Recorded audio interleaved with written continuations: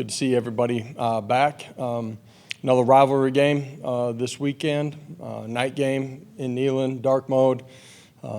Looking forward to going and playing in this one. So, need our crowd to be a huge part of the football game, and this week we got to continue our preparation as a football team, get ready to go play our best football. And you look at Kentucky.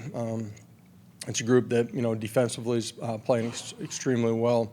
You can just look at them statistically. Defensively, we got to do a good job with all the formations, motions, and control the line of scrimmage.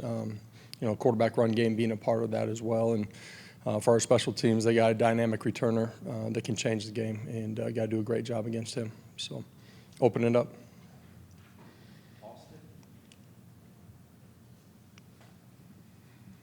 Does it help the fact a few weeks ago with Florida you were kind of preparing for two quarterbacks, and obviously they played two, Saturday night that are different type players? Does that help when your kids have seen something similar just a few weeks ago? Well, I think defensively you always got to know who the number two is and have a plan for him. It can be through injury or them playing multiple guys. Your defense players need to understand, what type of player that is. Certainly for them, the quarterback run game is always a part of it. Second half of last week, played the younger kid, and for us, we got to do a great job of controlling the quarterback run game. That's a huge part of it, and understanding, this game. There's limited opportunities, and I'm just talking about possessions during the course of the game. All three phases got to play that well together. For us, within the scope of what we're doing schematically, play assignment sound. You got to rally. You got to go make tackles in space. And certainly when it's quarterback run game, your eyes, your keys, got to take you to making those plays. Coach, with an open date, I'm sure you guys went and looked at a ton of stuff. Did you find any common denominators for the first half, like the slow starts in the SEC games? There's not just one thing. You look a week ago against Alabama, turnovers on a couple of possessions, missed field goals, execution. We've taken sacks in the red zone.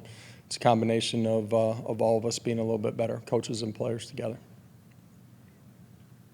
There was a couple of weeks where teams were showing you different looks defensively and changing the structure. How much at this point in the season are you still seeing teams do things differently than what they've shown on tape prior to? There's always subtle changes in every football game. For a couple of weeks there, it was a little more dramatic than usual. Young quarterback having an opportunity to see things throughout. You hear me say it, like he's going to get better with every rep that he takes. And our players having a better understanding of some of that, puts us in a better position to be successful. Josh, first playoff rankings come out after this game. You guys are in a log jam of a lot of teams under consideration. People decide that. How do you make your case to those people that decide whether or not you guys are a playoff team? Yeah, you make your case by going and controlling what you control, which is your performance on Saturdays. And your preparation takes you there. We're halfway through the conference schedule. There's a ton of football. If you're worried about the end result, you're going to make them mistakes you can't afford on the way to the end. And for us, being present, being in the now, preparing in a great way, continuing to grow as a football team. You guys hear me say it. Players hear me say it. Good teams continue to get better. Our best football is still out in front of us. We got to go chase that. You've played a lot of offenses that have been playing a lot of multiple tight end stuff. You guys have played more traditional, 4-3 or 3 linebacker groups instead of as much nickel. What do you like about that trio of linebackers, and why have you guys sort of gravitated towards that against multiple tight ends? There's a lot of different reasons that you can get into your base personnel, and that's what you're facing on the other side of the line of scrimmage, their skill set, how you want to defend the run game, and what you want to play out on the perimeter. We've worked that all through the course of spring ball and training camp, having the flexibility and the opportunity to play different personnel groupings to those personnels that we're seeing from the other side of the football. And, they train that way and, have executed really well in it.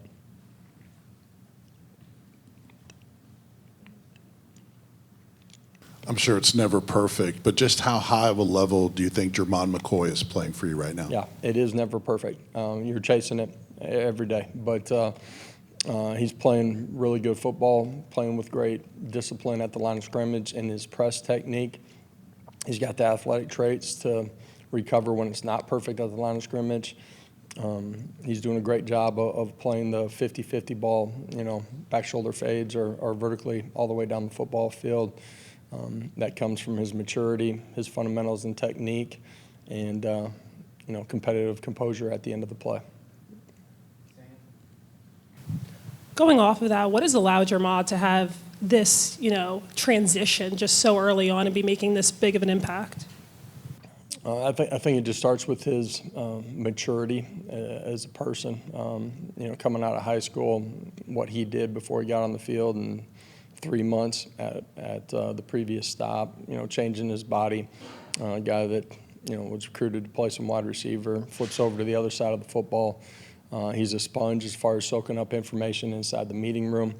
Extremely bright. It's not like you're restarting every single day. He's able to grow upon what happened the previous day on the field or in the meeting room, incorporate those things into his game. He's got all the athletic traits that you want.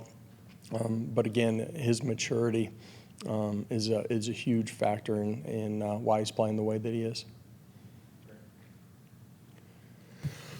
I'm curious, when you have a second open date like this, I know you go to get better every day and guys are improving every day, but can a young guy or someone who's not played a lot really make hay, so to speak, during an open date and really change kind of the course of how much he can help you? Or at this point in the season, is that a little bit unfair, unrealistic? No, I made the point to our football team the Monday after, the last football game, that how you prepare, it's not just during bye week, how you practice.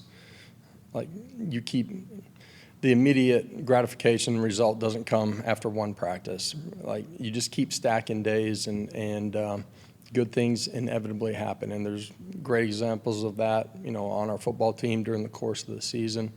And so every player, not just young players, continuing to invest and improve is really critical. And you start showcasing those things, being consistent on the practice field, and it will translate over to game day. And that's the challenge for all of us.